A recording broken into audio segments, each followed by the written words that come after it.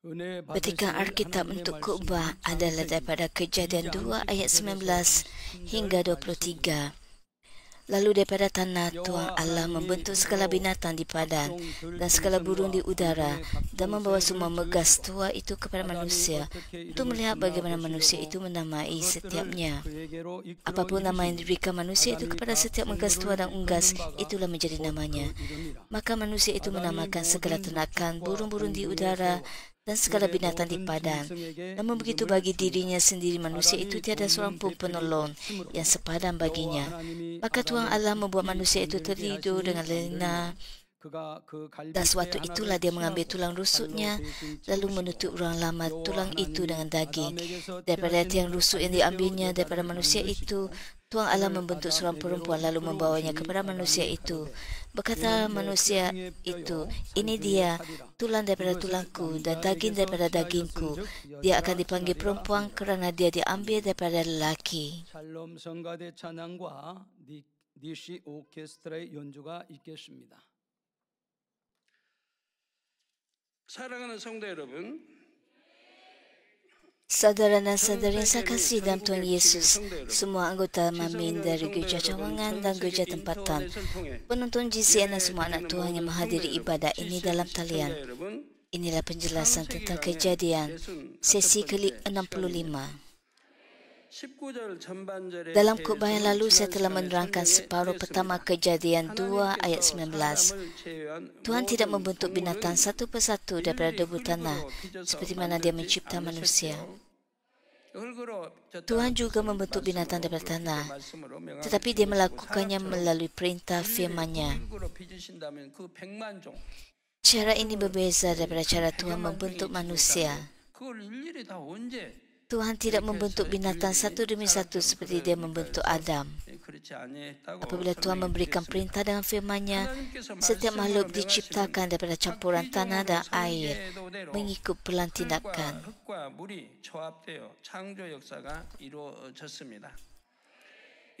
Marilah kita teruskan dengan Kejadian 2 ayat 19 hingga 20. Ayat-ayat itu menyatakan, dan membawa semua megas tua itu kepada manusia untuk melihat bagaimana manusia itu menamai setiapnya. Apapun nama yang diberikan manusia itu kepada setiap megas tua dan unggas, itulah menjadi namanya. Maka manusia itu menamakan segala ternakan burung-burung di udara dan segala binatang di padang. Bagi anda yang mempunyai anak, berapa lamakah masa yang anda ambil untuk menamakan anak anda?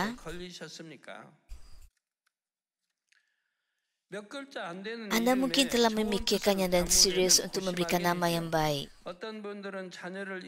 Ada yang pergi ke pusat penamaan atau berjumpa tukang tilik nasib untuk mendapatkan nama.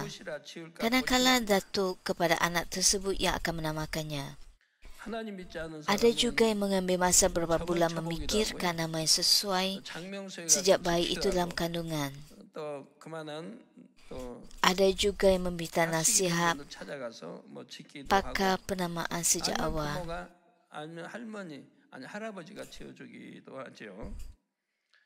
어떤 분들은 아예 처음부터 전문적으로 이름을 지어주는 것에 의뢰하기도 하지요. 그런데 본문에 보니 아담이 각 생물을 일컫는 바가 곧 그 이름이라 했습니다. Namun begitu Kejadian 2 ayat 19 menyatakan, apapun nama yang diberikan manusia itu kepada setiap megas tua dan unggas, itulah menjadi namanya. Anda mungkin berfikir dia hanya memberikan nama secara rawat. Mengapakah sukses sangat? Jika anda berfikir begitu, cubalah pergi ke zoo dan cuba memberi nama baru kepada semua binatang di situ. Anda juga harus mengingat semua nama itu. Pada akhirnya, hal ini bukanlah tugas yang mudah. Namun begitu ada memberikan nama kepada semua binatang, lebih daripada 1 juta binatang. Nama-nama itu juga tidak berulang. 아담은 Adam 동물들의 juga 이름을 mengingati semua 모두 nama binatang 기억했습니다. tersebut.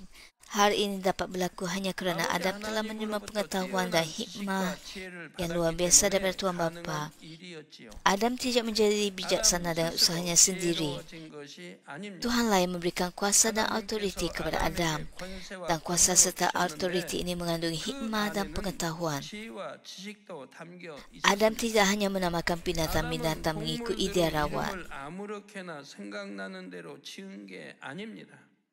Dia mengetahui sifat unik setiap binatang dan menamakannya dengan sewajarnya.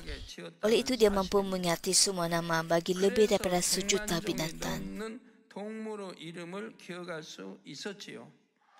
또한 아담은 동물들과 교통하는 법을 Adam juga 알았습니다. tahu cara untuk berkomunikasi dengan binatang. Adam tidak bercakap dengan binatang seperti manusia bercakap sesama manusia. Tuhan memberikan kemampuan kepada Adam untuk berkongsi perasaan dengan binatang. Contohnya anjing yang terlatih dapat memahami dan mematuhi arahan tuannya. Anjing dapat menjadi penunjuk jalan bagi orang buta, mengesan dadah dan mencari mangsa dalam bencana. Kita juga melihat anjing mengesan penjenayah dengan menghidup pakaian atau barang-barang mereka. 그 범인을 뭐 산으로 어디 깊이 어디로 숨었다면 또 찾아가는 것도 찾아내는 것도 봅니다. 이처럼 Adam dapat berkomunikasi dengan binatang dalam cara seperti itu dan dia mempunyai kuasa ke atas binatang. Daripada hal ini kita faham bahawa hikmah dan pengetahuan Adam jauh mengatasi manusia biasa. Ketika Tuhan Bapa melihat Adam melaksanakan tugas itu dengan bijaksana, dia sangat berpuas hati. Tuhan gembira dengan nama-nama binatang yang diberikan oleh Adam. Walaupun Adam mampu melakukannya kerana Tuhan memberikannya hikmah dan pengetahuan, Tuhan tetap gembira melihat Adam melaksanakan tugasnya dengan baik. 아버지 하나님께서 주신 지식과 지혜로 아담이 그렇게 할 수 있음에도 아버지는 아담이 그렇게 해내는 것이 너무나 즐거우셨던 것입니다. Katakan anda mempunyai seorang anak yang sangat bijak. Dia melakukan sesuatu yang menyenangkan hati anda. Bagaimana dia dapat memahami isi hati saya dan melakukan tugas yang begitu baik? Anda pasti berasa sangat gembira, sangat bangga. Melihat anak sebegini membuat anda berasa sangat bahagia.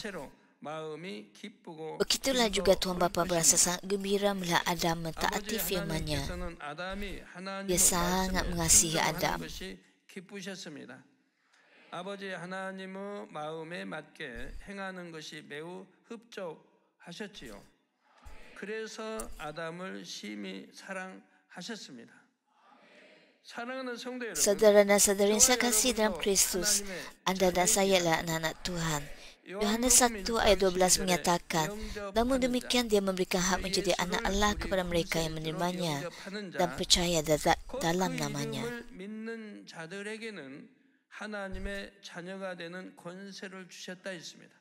즉 하나님의 자녀가 되는 권세. Kita telah menerima kuasa untuk menjadi anak kepada Tuhan Pencipta yang Maha Kuasa. 아버지라 부를 수 있는 거죠. Sebagaimana Tuhan memberikan kebijaksanaan dan kuasa kepada Adam, dia juga memberikan kebijaksanaan dan kuasa dari syurga kepada kita.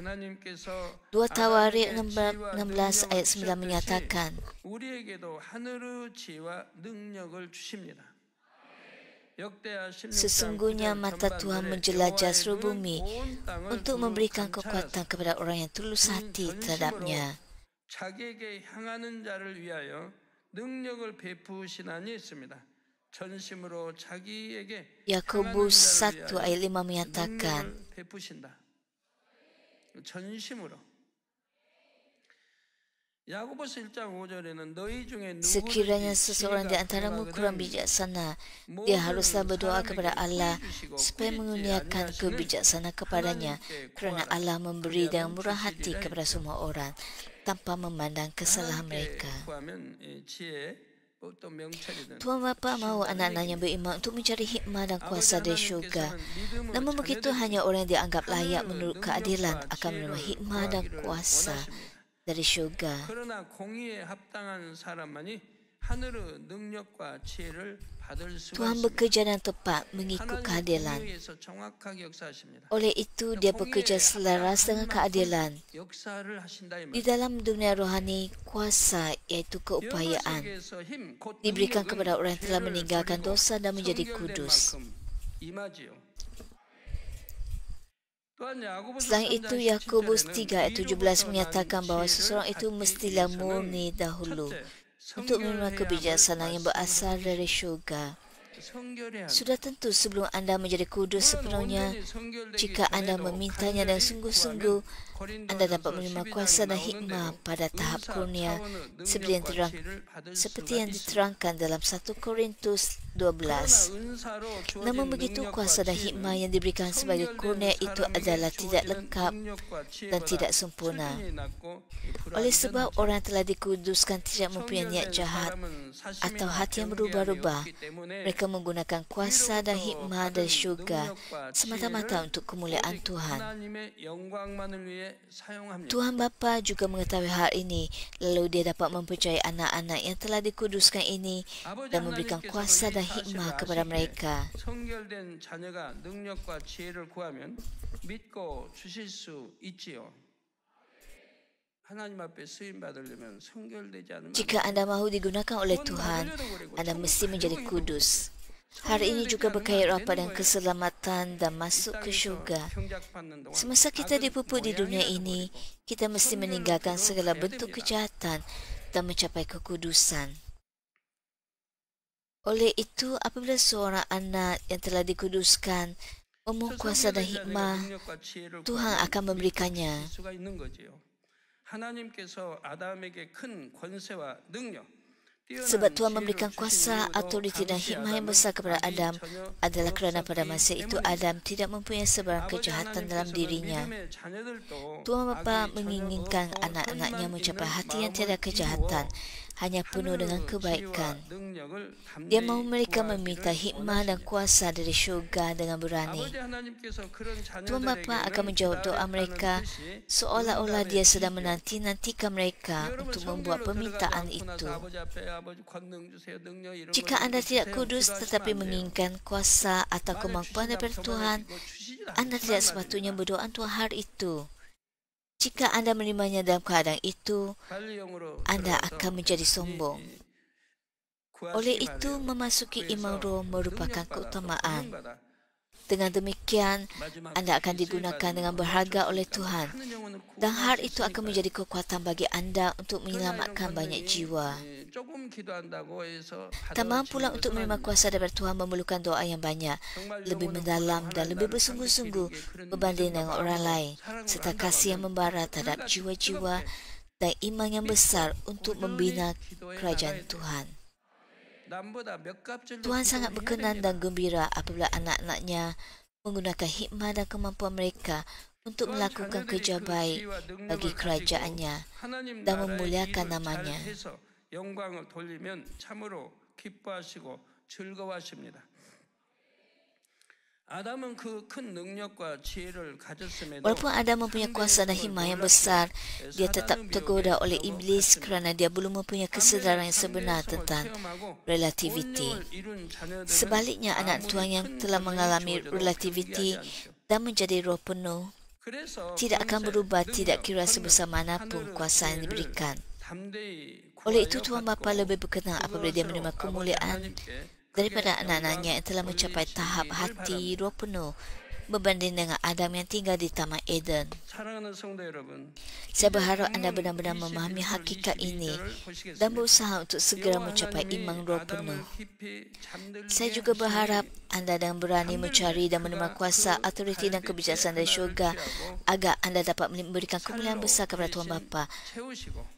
Marilah kita meneliti Kejadian 2 ayat 21 hingga 22 yang menyatakan, maka Tuhan Allah membuat manusia itu tertidur dan lena, dan sewaktu itulah dia mengambil tulang rusuknya, lalu menutup ruang lama tulang itu dengan daging, daripada tiang rusuk yang diambilnya daripada manusia itu, Tuhan Allah membentuk seorang perempuan lalu membawanya kepada manusia itu. Tuhan membentuk Adam daripada tanah liat merupakan campuran air dan tanah. Perempuan pula diciptakan daripada satu tulang rusuk yang diambil daripada Adam. Oleh itu, unsur asal sebagai perempuan juga ialah tanah dan air dari bumi ini. Sesetengah orang bertanya, mengapakah dalam Alkitab Raja Daud mempunyai banyak isteri? Musa ada 2 isteri. Yakub dan Abraham juga mempunyai banyak isteri. Maka mengapakah perempuan hanya boleh mempunyai satu suami? Saya berharap anda mendengar apa yang saya katakan pada hari ini dengan teliti dan memahaminya. Mengapakah Tuhan membuatkan Adam tertidur dan nyenyak sebelum mengambil salah satu tulang rusuknya? 오늘 말씀을 잘 들으시고 왜 그래야 되는지 그 이유를 아시기 바래요. 그런데 하나님께서 아담의 갈빗대를 취하실 때에 아담을 깊이 Hari ini seperti membius seorang pesakit sebelum pembedahan berlangsung.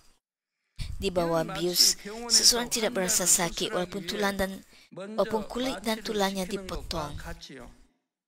Pada masa itu Adam ialah satu makhluk yang hidup. Dia mempunyai tubuh pada asalnya mengandungi tanah. Dia mempunyai tubuh seperti yang ada pada kita sekarang. Tetapi dia tidak menjadi tua kerana tubuhnya penuh dengan nafas hidup. Tubuhnya juga mempunyai tulang, kulit, saraf dan darah yang mengalir. Jika dia cedera, dia akan berdarah dan berasa sakit juga. Namun begitu di Taman Eden, kecederaan hampir tidak pernah berlaku. Dan jika terjadi, dia dapat pulih dengan cepat. Tubuh makhluk hidup bukan saja dapat berasa kesakitan, tetapi juga memberikan tindak balas terhadap rangsangan fisik karya yang lain.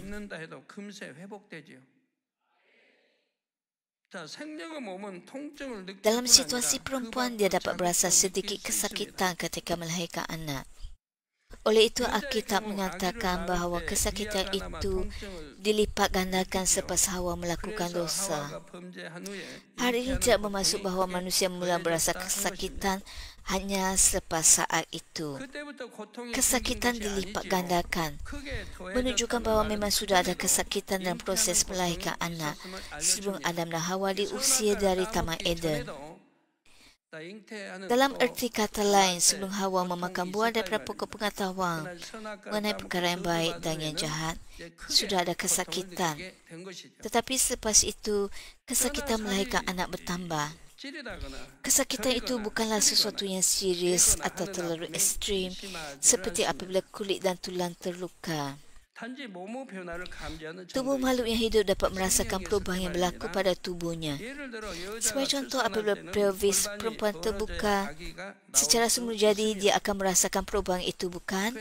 Namun begitu ketika Adam dan Hawa masih merupakan makhluk hidup, kesakitan itu hanya cukup untuk mereka merasakan perubahan dalam tubuh mereka. Jika Adam dalam keadaan sedar ketika Tuhan mengambil tulang rusuknya, dia pasti akan merasakan kesakitan ketika kulitnya dipotong dan tulangnya diambil. Dia tentu akan merasa kesakitan walaupun hanya sedikit. Dalam keadaan seperti ini, kesakitan itu mungkin lebih besar daripada kesakitan yang ringan. Untuk mengelakkan Adam daripada berasa sakit, Tuhan membuatkannya tidur nyenyak dahulu sebelum mengambil satu daripada tulang rusuknya. Perkara penting yang harus kita perhatikan adalah bahawa Adam sebagai makhluk hidup tertidur. Keturunan Adam di Taman Eden juga tidur sama seperti manusia di bumi ini.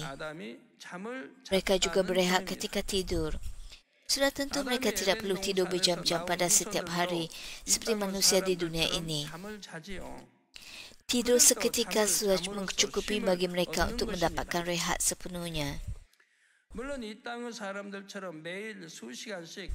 Orang di Taman Eden tidak perlu bekerja untuk mendapatkan pakaian, makanan atau tempat tinggal, namun mereka tetap mempunyai tugas. 행동사는 사람들은 Mereka tidak hanya 의식적으로 makan dan 일할 bersenang-lenang 필요는 sepanjang 없지만 hari. 그들도 나름대로 할 Mereka 일이 belajar 있습니다. ilmu dan kemahiran baru 매일 serta 놀고 melaksanakan 먹기만 tugas 하진 mereka. 않지요. 새로운 Itulah caranya 지식을 mereka 배우고 membangunkan 기술을 tamadun 익히는 등 mereka 각자 sendiri 나름대로 hingga 하는 hari 일이 ini. 있습니다.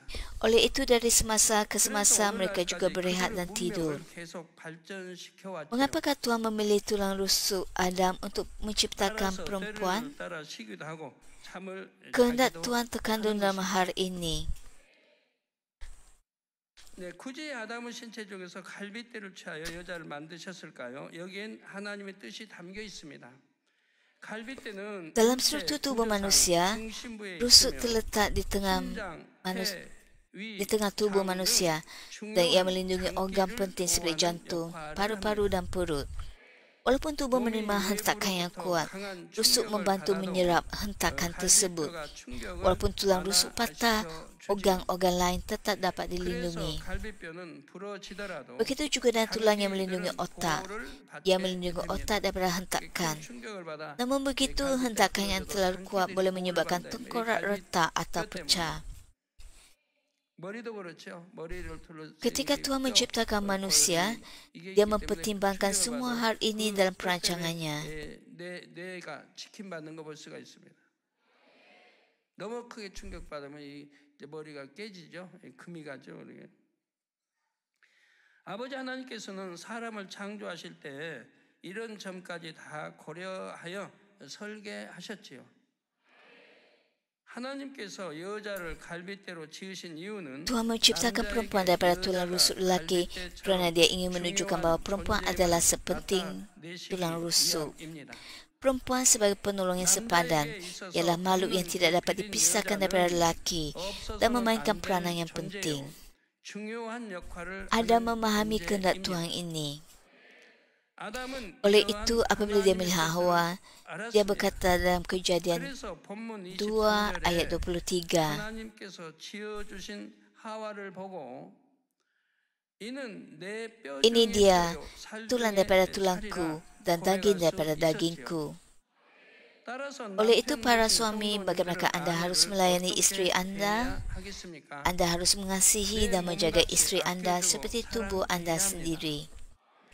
Lebih tepat lagi, layani isteri anda seolah-olah dia bahagian yang paling penting dalam tubuh anda. 아내를 대해야 하지요. Efesus 5 ayat 28 menyatakan, demikian juga suami harus mengasihi istrinya seperti tubuhnya.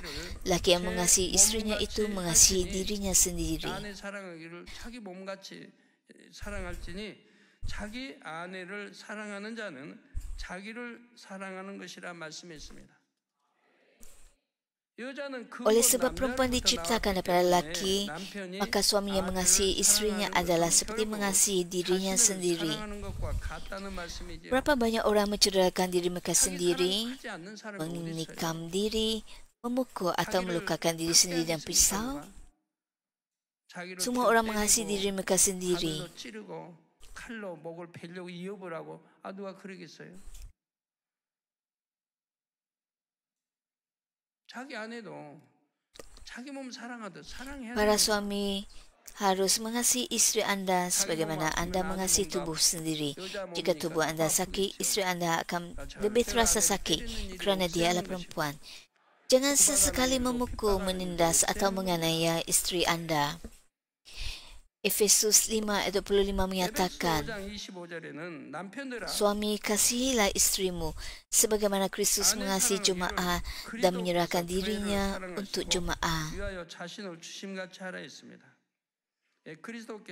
Kristus mengasihi gereja dengan kasih yang sangat dalam sehingga dia menyerahkan dirinya dan mencurahkan darahnya untuk menebus gereja. Itulah sebabnya gereja sangat berharga dan kita tidak boleh bergurau atau melakukan perkara duniawi di dalam gereja. Gereja adalah masbah yang dibina dengan darah Yesus. Yesus sebagai pengantin laki bagi kita semua mengorbankan nyawanya demi menyelamatkan kita sebagai pengantin perempuannya. Dia sangat mengasihi kita.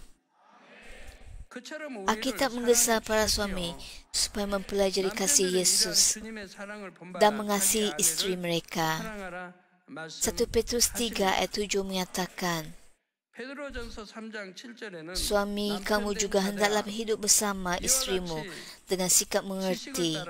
Berilah penghormatan kepada istri sebagai kaum yang lebih lemah dan sebagai berakan pluralisme yang sama-sama menerima kasih kurnia hidup. 여자는 남자보다 Dengan demikian 연약하지 doamu kepada 않습니까? Allah tidak akan 그 terhalang. 연약한 그릇이요 또 생명의 은혜를 유업으로 함께 받을 자로 알아 귀히 여기라.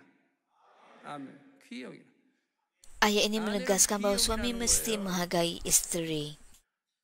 참 감사합니다. Saya sangat bersyukur kerana walaupun sebelum saya menerima Tuhan Yesus dan mengetahui kebenaran, saya sudah menghargai isteri saya. Oleh itu saya sangat bersyukur kerana saya tidak pernah memperlakukannya dengan kasar, tidak pernah menampar, tidak pernah menendang, tidak pernah mencaci dan tidak pernah meminta cerai. 욕해본 일 없고 이혼하자고 한 번도 해본 일이 없습니다.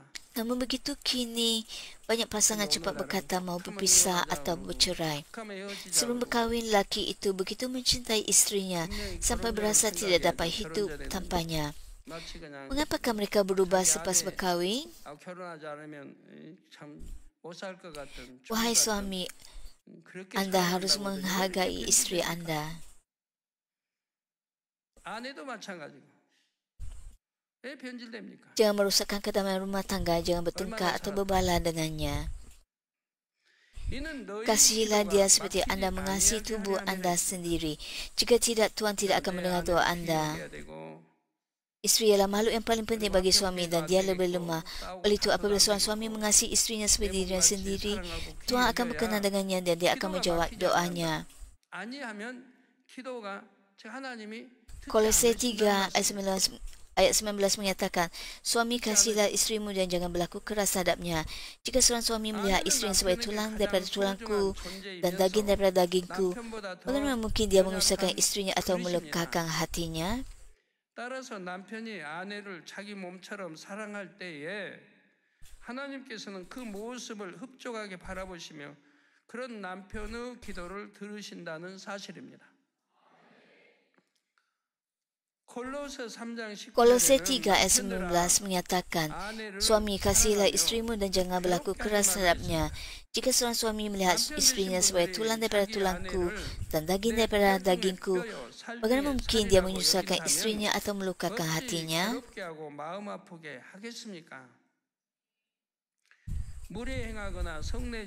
Mereka tidak akan berkasar dengan isteri mereka atau marah terhadap mereka. Sebaliknya mereka akan menutup kesalahan isteri mereka. Mereka akan mengutamakan isteri mereka. Mereka akan tahan menderita segala-galanya, percaya akan segala-galanya, berharap akan segala-galanya, dan terus-menerus menanggung segala-galanya untuk isteri mereka. Apabila Tuhan memberikan perempuan kepada Adam, Tuhan menghendaki agar lelaki dan perempuan berkongsi kasih rohani sebagai suami dan isteri. Namun begitu kasih rohani tidak dapat dicapai hanya dengan usaha murni. Hanya dengan usaha suami. Suami dan isteri harus sama-sama berusaha. Terdapat juga perkara-perkara yang harus dilakukan oleh isteri untuk suaminya. Tuhan tidak menciptakan perempuan daripada tanah yang berasingan. Sebaliknya perempuan diciptakan daripada tubuh lelaki. Hal ini menunjukkan bahawa suami dan isteri tidak berpisah, tetapi bersatu sebagai satu tubuh. Hal ini juga membawa maksud bahawa lelaki memegang peranan utama, manakala perempuan berperanan sebagai penolong. 그리고 남자가 주체요. 여자는 남자의 지체라는 의미가 담겨 있죠. Dalam Kejadian 2 ayat 23, ketika Adam melihat perempuan yang diciptakannya daripada tulang rusuknya, dia berkata, dia akan dipanggil perempuan kerana dia diambil daripada lelaki.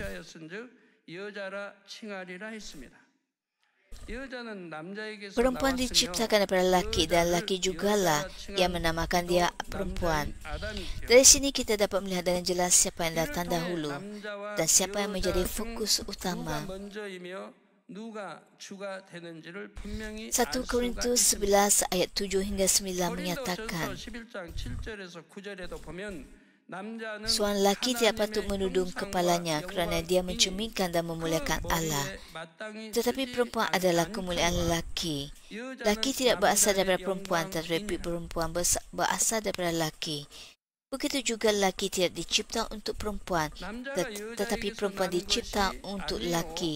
여자가 남자에게서 났으며 또 남자가 여자를 위하여 지음을 받지 아니하고 여자가 남자를 위하여 지음을 받은 것이니라고 말씀했지요. 따라서 여자가 Oleh 남자에게 itu, aturan yang betul 순종해 줄 때 akan dapat ditetapkan apabila perempuan taat kepada lelaki. Dalam sesebuah keluarga, adalah wajah isteri melayani dan menghormati suaminya serta taat kepada suaminya. 순종하는 것이 Efesus 5 ayat 24 menyatakan, 24절에 교회가 oleh itu sebagaimana jemaah tunduk kepada Kristus, begitulah juga isteri terhadap suaminya dalam segala hal. Kolose 3 ayat 18 juga menyatakan, isteri, tunduklah kepada suamimu sebagaimana yang patut dalam Tuhan. Sudah tentu, tunduk di sini bermaksud tunduk di dalam Tuhan. Hal ini tidak bermaksud bahawa isteri harus taat walaupun suami menyuruhnya melakukan sesuatu yang bertentangan dengan kebenaran. Namun begitu, isteri tidak boleh menggunakan syarat tunduk dalam Tuhan menurut tafsiran pribadi atau kehendak sendiri. Isteri harus melayani suami berdasarkan isi hati suaminya atas dasar kasih kepada suaminya. Dengan itu, suami akan merasakan ketulusan hati istrinya. Dia tidak akan menentang isteri yang pergi ke gereja, malah pada akhirnya dia akan menerima Injil.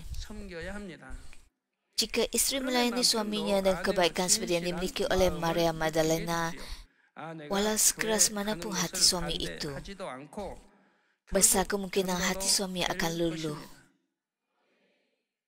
정말 마음 중심으로 남편을 섬긴다고 하면 남편이 때리고 핍박할 그런 남편 별로 없을 Dan mampulah 겁니다. jika isteri menghormati pendapat suaminya dan memberikan sokongan penuh, 중심으로 섬긴다고 aturan dalam keluarga akan terbentuk dengan baik. 때문에 그러는 거지. Suami akan semakin dikuatkan, lalu menggalas tanggungjawab sebagai ketua keluarga dengan lebih baik. Sebaliknya, jika isteri sentiasa sering menentang suami dan melemahkan semangat suami melalui kata-kata dan sikapnya, sukar bagi suami itu untuk menjalankan peranan ketua keluarga dengan sepenuhnya. 가장으로서의 역할도 잘 감당할 수 있지요. 반대로 아내가 사사건건 남편에게 의의를 달거나 Oleh itu, untuk menjadikan keluarga anda rohani dan bahagia, isteri harus terlebih dahulu mengikut aturan yang telah ditetapkan oleh Tuhan dalam kebaikan dan kasih. Sebagai isteri, anda harus memahami dan menerima dalam hati siapa ketua dan siapa penolong dalam rumah tangga. Namun begitu, saya juga faham bahawa ada perempuan yang dilayan secara tidak adil oleh suami mereka. Jadi mereka mungkin berungut atau berasa susah untuk mentaati suami. Saya berharap anda dapat mewujudkan sebuah keluarga yang indah dan bahagia, di mana aturan dapat diteguhkan. 아내를 대한다고 생각하시기 때문에 불평불만하겠고 불순종할 마음이 생기는 것도 있겠죠.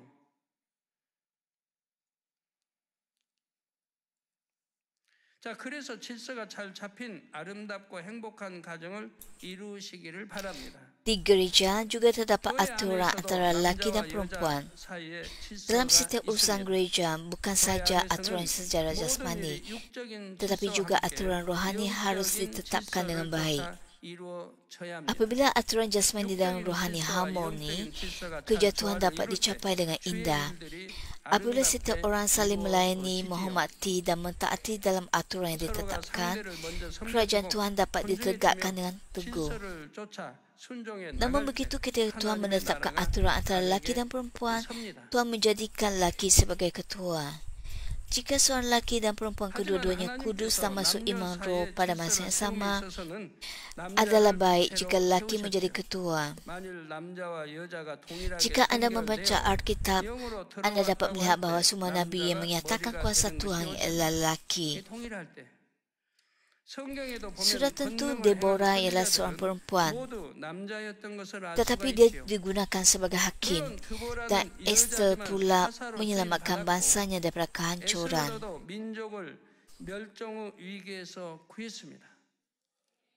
Orang pertama yang menyaksikan kebangkitan Tuhan Yesus juga seorang perempuan. Ketika Yesus disalibkan, orang yang mengikutnya dalam kesedihan bukanlah murid-muridnya, tetapi para wanita. Murid-muridnya ketakutan lalu menyembunyikan diri dan melarikan diri. Bahkan pada hari ini pun, jika seorang perempuan mempunyai kebenaran dalam hatinya dan layak dari segi keadilan, dia dapat menerima kuasa dan sangat berguna untuk kerajaan Tuhan.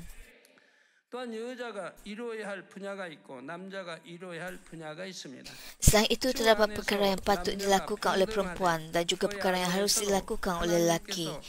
Apabila lelaki dan perempuan setara di hadapan Tuhan dan aturan lelaki dan perempuan seperti yang ditetapkan oleh Tuhan diamalkan dalam gereja, kerajaan Tuhan akan ditegakkan dengan indah.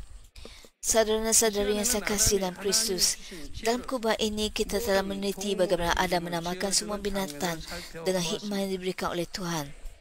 Kita juga mempelajari bahawa melalui ketentuan dalam penciptaan perempuan daripada tulang rusuk lelaki, kita dapat memahami hubungan dan aturan antara lelaki dan perempuan. 1 Korintus 11 ayat 11 hingga 12 menyatakan, walau bagaimanapun lelaki dan perempuan saling bergantung di bawah kuasa Tuhan.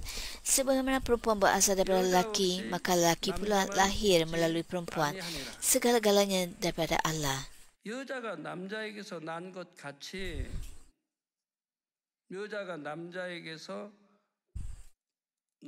같이 남자도 여자로 말미암아 났으니 모든 것이 하나님에게서 났느니라 했습니다. Perempuan berasal daripada lelaki.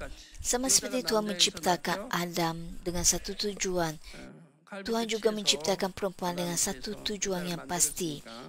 Tujuan penciptaan oleh Tuhan itulah menjadi sebab kewujudan setiap makhluk ciptaannya. Sama ada lelaki atau perempuan, setiap manusia mempunyai tanggungjawab masing-masing. 남자든 여자든 모든 사람에게는 본분이 있습니다. 전도서 12장 13절에 이르 결국을 다 들었으니 Pengkhotbah 12 ayat 13 menyatakan kesimpulannya sentiasa takut kepada Allah dan patuhilah segala perintahnya, kerana itu memang kewajiban setiap insan. Jika anda ialah anak-anak Tuhan, anda wajib memelihara hukumnya sebagai anak-anaknya. Takut akan Tuhan dan pelihara segala perintahnya. Tolaklah segala bentuk kejahatan. Lakukan apa yang disuruh. Jangan lakukan apa yang ditegar. Tinggalkan apa yang disuruh untuk anda tinggalkan. Inilah tanggungjawab manusia.